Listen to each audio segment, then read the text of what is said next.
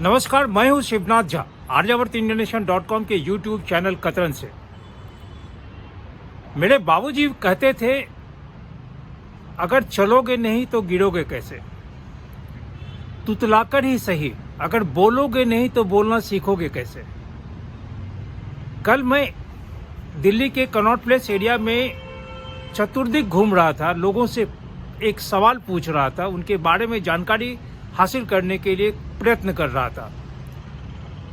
दुर्भाग्य ये कि इस देश में खास करके शहरों में जो विद्वान लोग हैं, जो पढ़े लिखे लोग हैं, वो किसी भी मसले पे बोलते नहीं हैं।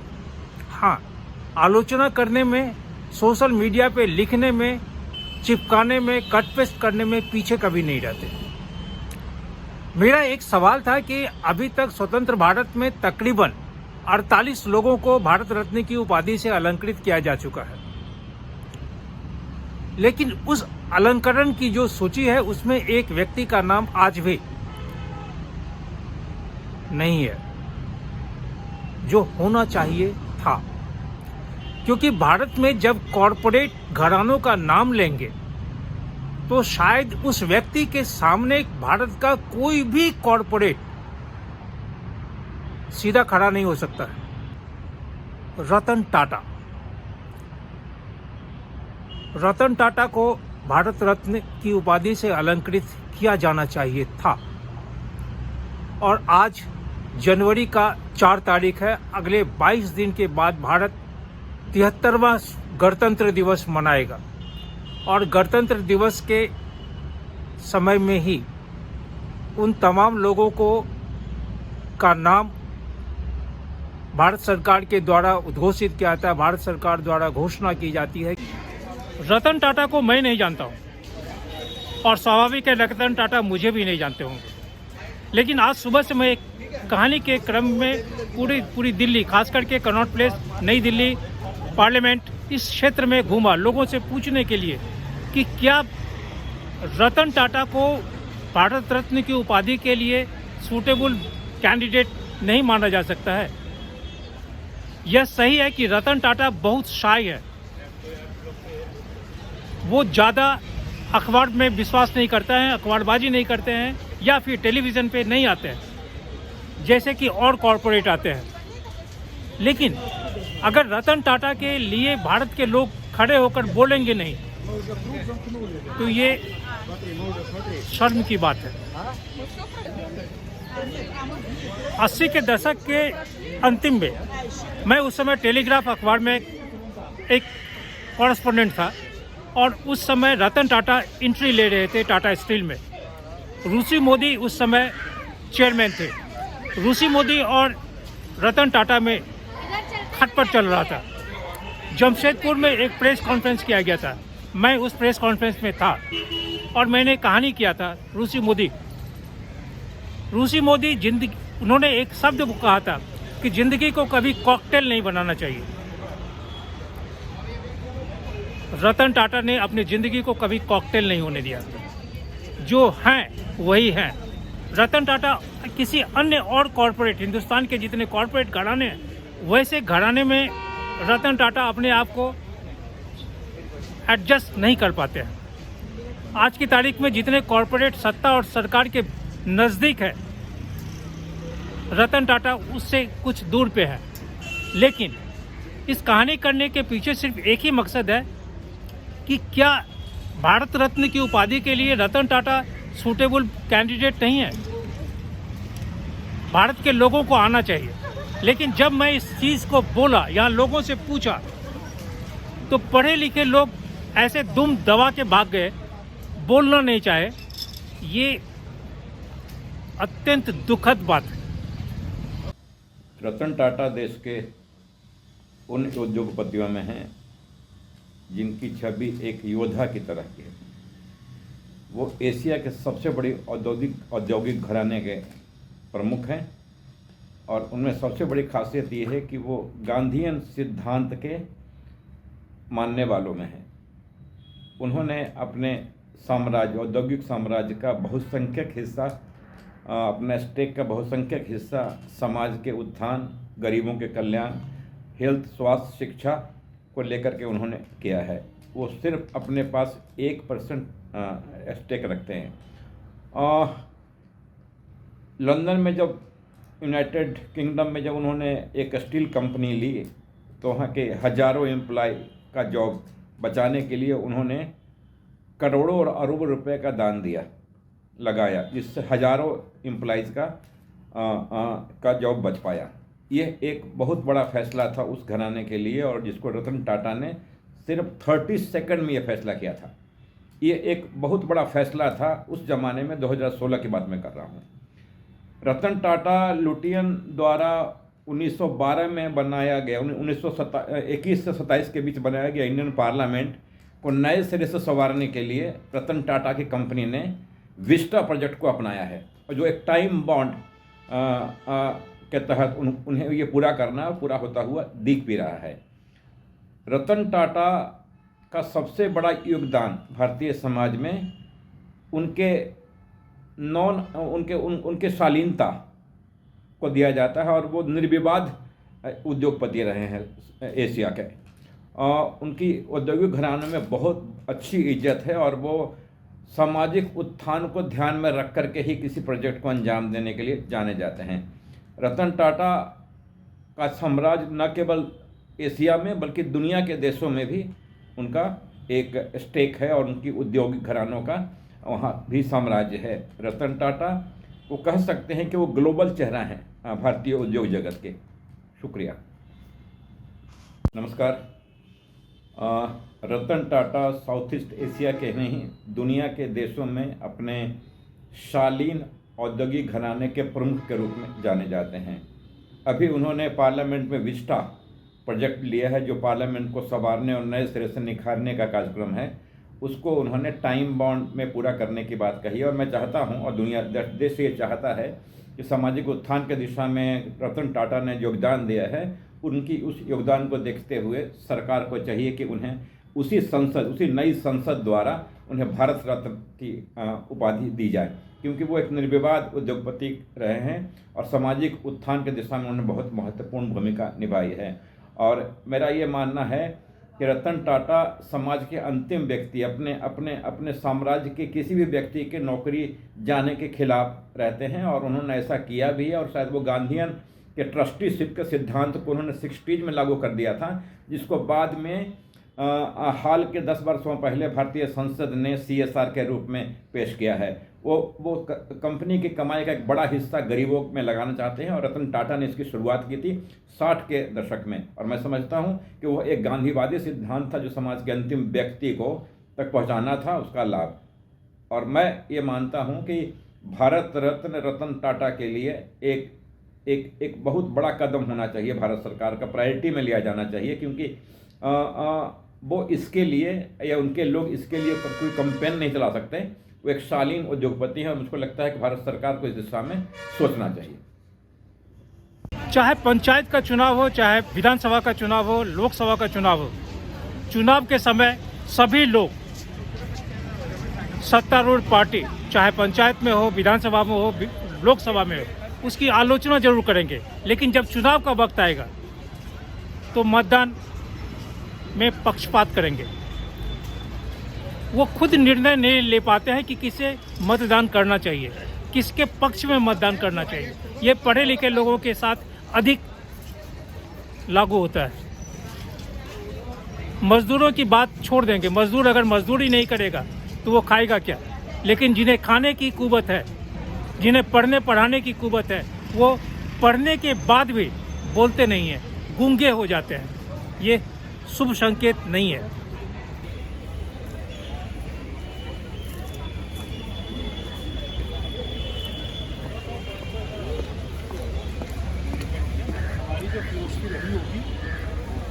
जनपद पे एक व्यक्ति थोड़ी सब्जी और प्याज, रोटी, मिर्ची ये खा रहे हैं, और इनका कहना है कि ये है अशोक जी, इनका कहना है कि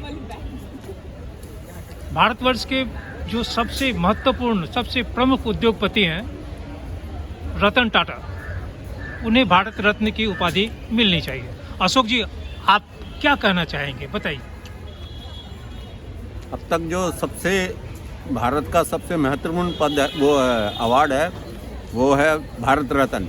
वो रतन टाटा को मिलना चाहिए, क्योंकि अगर इनका बैकग्राउंड भी देखा जाए, रतन टाटा का जमशेदपुर जिसने बसाया, जो एक ट्राइबल एरिया था, और आज जो सबसे ज़्यादा डोनेट करते हैं वो है रतन टाटा।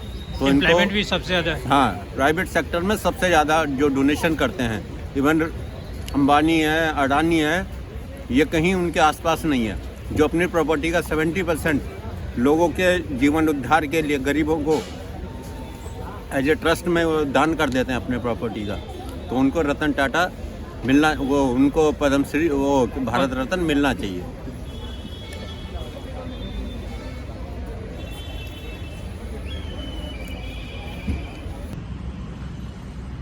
कल बाबूजी की बात बहुत याद आई। मैं सोचा कि मैं इसकी शुरुआत क्यों नहीं करूं, क्योंकि भारतवर्ष में विद्वानों के, पढ़े लिखे लोगों की किल्लत नहीं है। हर एक लोग टाटा स्टील में, टाटा ग्रुप में काम करना चाहता है। लेकिन कल जब कनॉट प्लेस क्षेत्र में पढ़े लिखे लोगों से पूछा, युवक युवतियों से पूछा कि क्या आप रतन टाटा को जानते हैं, क्या आप चाहते हैं कि रतन टाटा को भारत रत्न की उपाधि से अलंकृत किया जाए, सब दांत निपोड़ के चले गए। बात सिर्फ वह व्यक्ति किया जो मजदूर है। हमारे देश में सबसे बड़ा दुर्भाग्य यह है कि पढ़े लिखे लोग बोलते नहीं है। आज सुबह से मैं तकरीबन 100 पढ़े लिखे, शिक्षित, देखने में लगे शिक्षित हैं, बेहतरीन कपड़ा पहने हुए हैं, अंग्रेजी स्टाइल के चाल चलन, पहनावा, सब चीज़ है।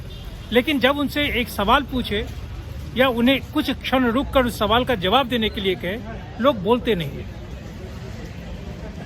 अगर पढ़े लिखे लोग गूंगा हो जाएंगे, बहरे हो जाएंगे, सुनेंगे नहीं, बोलेंगे नहीं, तो फिर उन्हें कोई आलोचना करने का भी अधिकार नहीं है। मैं सुबह से आज इस बात पर चर्चा कर रहा हूं कि भारतवर्ष में अभी तक जो सबसे ज्यादा बड़ा सम्मानित नागरिक सम्मान, भारत रत्न की उपाधि अभी तक स्वतंत्र भारत में अलंकृत किए गए लोगों को, उसमें रतन टाटा को क्यों नजरअंदाज किया गया है? क्या टाटा स्टील का स्लोगन है हर एक मनुष्य के शरीर में स्टील है। उस दृष्टि से भारत के 130 करोड़ और अधिक लोगों के शरीर में स्टील है। लेकिन जब इन लोगों को बोलने के लिए कहते हैं कि आप ये बताएं कि रतन टाटा भारत रत्न की उपाधि के लिए सूटेबल कैंडिडेट, सूटेबल बॉय हैं या नहीं है, कोई दांत नहीं फोड़ देते हैं, कोई अपनी अर्धांगिनी या अपने महबूबा के कंधे पे हाथ दे के चले जाते हैं, लेकिन बोलते नहीं है। ये बहुत बड़ा दुर्भाग्य है। संजीव जी, मैं एक कहानी कर रहा हूँ भारत रत्न के बारे में। क्या रतन टाटा को आप जानते हैं? बिल्कुल जानते हैं सर। कौन है ये? सर हमारे सबसे अच्छे इंडस्ट्रियलिस्ट हैं, पुराने और अभी भी।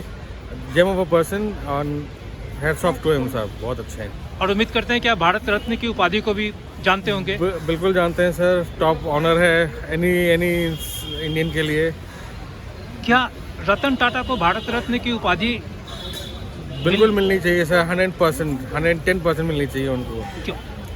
सर जो उन्होंने काम करा है, फैमिली ने करा है, पुराने टाटा साहब ने, और जो अभी रतन साहब ने जो इनोवेशंस करे हैं, जो एक्सपेंड कर रहे हैं, बहुत अच्छा है। It's a matter of pride for all of us. तो ज़रूर मिलना चाहिए उनको। टाटा का एक स्लोगन है कि हर एक आदमी के शरीर में स्टील है। जी बिल्कुल। तो यह कहेंगे कि भारत रत्न की उपाधि होने से हर एक भारतीय बिल्कुल will become steel sir, automatic steelman बन जाएंगे हम लोग सब sir. Thank you. Rajmani Babu, आप कहाँ से रहने वाले हैं? हम उत्तर प्रदेश अम्बेडकर नगर जिला से। और अभी आप जनपद पे खड़े हैं। जी। आप रतन टाटा का नाम सुने? जी। कौन है ये रतन टाटा? रतन टाटा स्टील प्लांट के सबसे बड़े उद्योगपतियों में आते हैं। आप भारत रत्न उपाधि का नाम कभी सुना है? हाँ, भारत रत्न तो भारत सरकार का सर्वोच्च नागरिक का पुरस्कार है। तो क्या आप ये कहेंगे कि रतन टाटा को भारत रत्न की उपाधि मिलनी चाहिए? जरूर मिलनी चाहिए, क्योंकि ये तो उपाधि बड़े बड़े नेताओं को मिल भी चुकी है, उद्योगपतियों को भी मिल चुकी है और सबको इनको भी मिलना चाहिए। ये भी हैं भारत के कुछ ही गिने चुने लोगों को 25-26 ही लोगों को ये पुरस्कार शायद मिला होगा हमारी जानकारी में। नहीं, पुरस्कारों की संख्या अधिक है, लेकिन रतन टाटा का भारत में जो योगदान है, उस योगदान को मद्देनजर आप क्या कहते हैं? नहीं, मिलना चाहिए इनको भी मिलना चाहिए।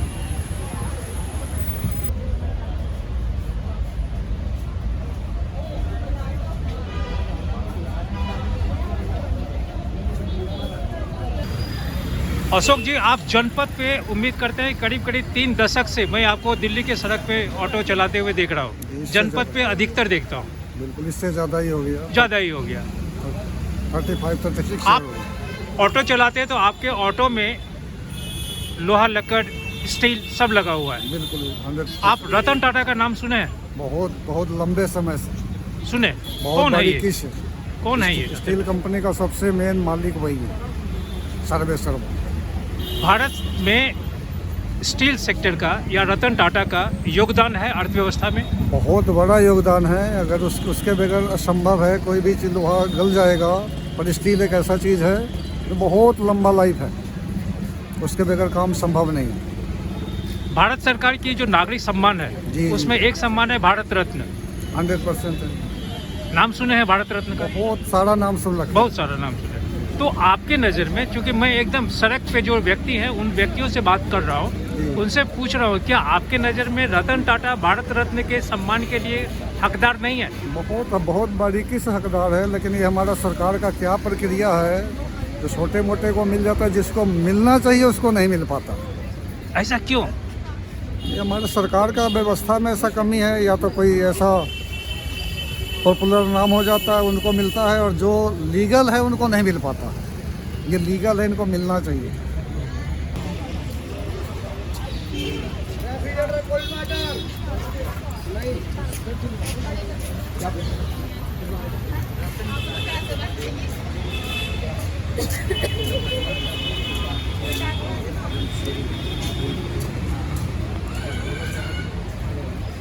जी साहब, मैं एक कहानी कर रहा हूँ। कहानी का मुख्य जो तथ्य है वो ये कि हिंदुस्तान में जो 4 तरह के नागरिक सम्मान है, पद्मश्री, पद्म भूषण, पद्म विभूषण और भारत रत्न। भारत रत्न की उपाधि आज तक बहुत लोगों को मिल चुका है, लेकिन रतन टाटा को अगर देखा जाए, बिल्कुल मिलना चाहिए sir, 100%।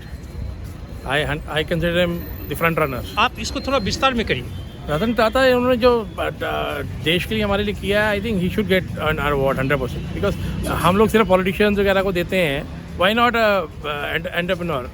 He has given so much of employment. अभी भी कितने स्टार्टअप्स में इन्वेस्ट कर रहे हैं। He is definitely worth it.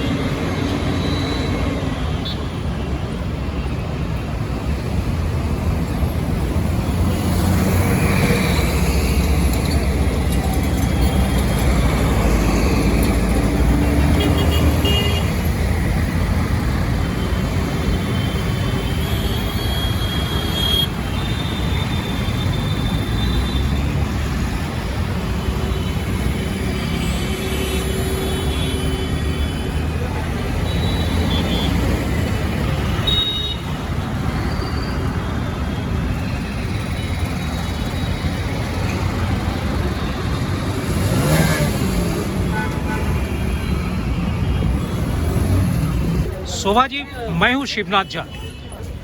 आप रतन टाटा का नाम सुने होंगे। जी हाँ, सुना है। कौन है ये? बिजनेसमैन है बहुत बड़े। और उम्मीद करते हैं कि आप भारत रत्न की उपाधि भी सुने होंगे।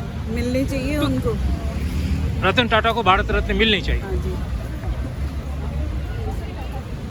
भट्ट साहब, आप रतन टाटा को जानते हैं? नहीं, पर्सनली नहीं जानते हैं, लेकिन उनके बारे में पढ़ते हैं अखबार में, उनका क्या कंट्रीब्यूशन है इंडस्ट्री का वो हम पढ़ते हैं, तो उससे जानकारी है। क्या रतन टाटा भारत रत्न उपाधि के लिए सूटेबल कैंडिडेट नहीं है? हाँ बिल्कुल है, क्यों नहीं, हाँ। ज़रूर मिलना चाहिए, क्योंकि टाटास का तो बहुत ही बड़ा कंट्रीब्यूशन है। एक इंडस्ट्री को छोड़ के जो उनका कंट्रीब्यूशन है कॉर्पोरेट सोशल रिस्पॉन्सिबिलिटी का, वो मुझे लगता है कि किसी और ग्रुप का, इंडस्ट्रियल ग्रुप का नहीं है। और रतन टाटा उसी इंडस्ट्री के एक बड़े आइकॉन हैं, तो मुझे लगता है कि इन रिकग्निशन ऑफ द कंट्रीब्यूशन जो टाटास ने किया है इंडियन इंडस्ट्री के लिए, रतन टाटा को बिल्कुल भारत रत्न मिलना चाहिए। अमरेंद्र जी, एक बात बताइए, आप रतन टाटा को जानते हैं? जी सर, हम रतन टाटा के बारे में जानते हैं। कौन है ये? रतन टाटा जो भारत के एक मतलब कि कह सकते हैं इंडस्ट्रियलिस्ट हैं, टाटा सन्स के चेयरमैन हैं, और इनका बहुत ही कंट्रीब्यूशन रहा है हमारे देश में। यहाँ तक कि जितने भी आयरन स्टील कंपनियाँ हैं, स्टार्ट टाटा ने किया था। टाटा ग्रुप्स में आप नीडल से लेकर के एरोप्लेन तक आप देख सकते हैं कि उन्होंने बनाया है। जब एरोप्लेन की बात करते हैं तो टाटा जीआरडी ने ही पहला हवाई जहाज उड़ाया। पहला हवाई जहाज उन्होंने उड़ाया था। होटल्स ग्रुप हैं टाटा के, उनका भी कंट्रीब्यूशन है कि जितने भी स्मॉल इंडस्ट्रियल चेन्स हैं शॉप की, उन टाटा के कंट्रीब्यूशन से ही शुरू हुआ है सारा चीज़।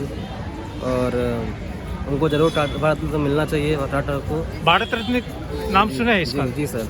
तो क्या टाटा स्टील के ये chairman, x chairman Ratan Tata, क्या इसके हकदार नहीं है? जी बिल्कुल हकदार हैं, क्योंकि जितने भी सोशल रिफॉर्मर रहे हैं या सोशल जो मतलब कि पर्सन्स रहे हैं जो समाज से जुड़े हुए हैं, उनमें सबसे ज़्यादा कंट्रीब्यूशन टाटा का ही है का देखा जाए तो। मतलब सारे जितने भी हॉस्पिटल क्षेत्र हैं या फिर जो कि मतलब गरीबों के लिए जितना उत्थान की फाउंडेशन, टाटा फाउंडेशन भी है, और स्टूडेंट्स के लिए उन्होंने बहुत कुछ किया है। एजुकेशन सेक्टर में उन्होंने टाटा का क्या बोलते हैं कि यूनिवर्सिटी भी है जो कि रिसर्च कराती है, स्टूडेंट्स को फ्री स्कॉलरशिप प्रोवाइड करती है। तो एजुकेशन सेक्टर में उनका योगदान है, हॉस्पिटैलिटी में भी उनका योगदान है। तो इस वजह से उनको तो भारत रत्न ज़रूर से ज़रूर मिलना चाहिए।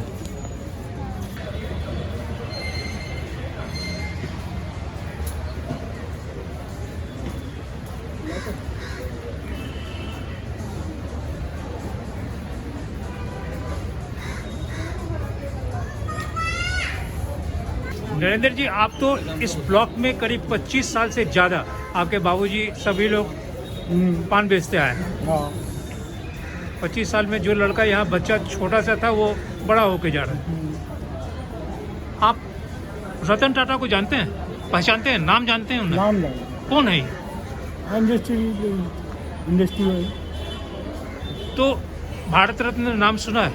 हाँ, ये क्या चीज़ है? उपाधि है, मतलब बड़े लोगों को काम अच्छे करते हैं उनको मिलना चाहिए। तो क्या आपके नज़र में एक भारत का एक जो सामान्य आदमी है, आपके नज़र में क्या रतन टाटा इस योग्य नहीं है कि उन्हें भारत रत्न की उपाधि मिलनी चाहिए? मिलनी चाहिए, हाँ, सही बात है, मिलना चाहिए।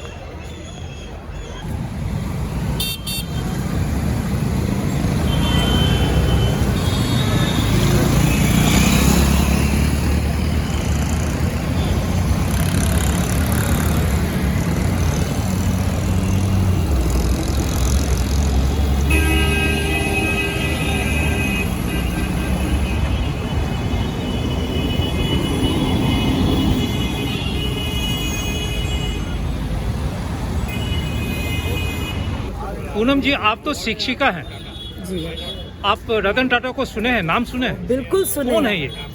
हमारे देश एक बहुत बड़े उद्योगपति हैं। खाली उद्योगपति ही नहीं है, देश के लिए कोविड के टाइम उन्होंने जो काम किया है, सब लोगों ने सैलरीज कट की अपने एम्प्लॉयज़ के लिए। वहाँ टाटा ग्रुप में किसी ने कट नहीं किया, क्योंकि one of my friend is working with ताज।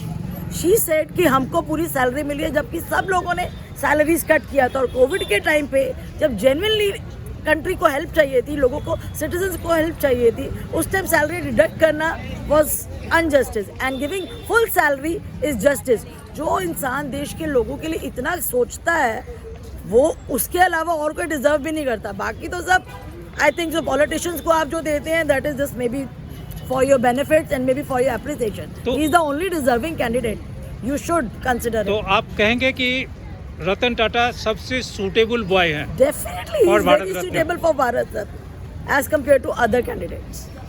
मीनल साहब, आप पढ़ती हैं मैत्री में, दिल्ली विश्वविद्यालय की छात्रा हैं। आप रतन टाटा को जानते हैं? रतन टाटा बहुत बड़े इंडस्ट्रियलिस्ट हैं जी और टाटा का हिंदुस्तान के इकोनॉमी में बहुत मेजर कंट्रीब्यूशन है। जी तो आप पढ़ती होंगी जी, अखबार books में, वगैरह मैगजीन में पढ़ा है, जी। में, और चूंकि अभी आप पास आउट करेंगी, आपको नौकरी की तलाश होगी तो आप टाटा में आएंगे। भारत रत्न का नाम सुना है? जी क्या है? Civilian award. तो क्या आपके नज़र में रतन टाटा इसके लायक नहीं है? उनको मुझे नहीं मिलना लगता चाहिए। कि वो लायक नहीं है, अभी तक उन्हें नहीं मिला है, तो पता नहीं क्यों गवर्नमेंट ने अभी इस चीज़ के बारे में देखा नहीं, या उन्होंने पहुँचे नहीं उनके पास कि उन्हें अवार्ड दिया जाए, या कुछ भी उन्हें अभी कंसिडर नहीं किया गया। बट मेरे हिसाब से उन्हें करना चाहिए। सबसे पहली बात, वो बहुत अच्छी ह्यूमन है। हमने जितनी भी इंस्टाग्राम स्टोरीज़ वगैरह में उनको देखा है, वो बहुत ही डाउन टू अर्थ है। उन्होंने बर्थडे भी सेलिब्रेट किया था, तो अपना इतने अमीर आदमी होने के बाद भी उन्होंने इतने सिंपल तरीके से किया था, वही देख करके लोग उनसे इम्प्रेस हो जाएंगे। तो मेरे हिसाब से उन्हें ज़रूर मिलना चाहिए।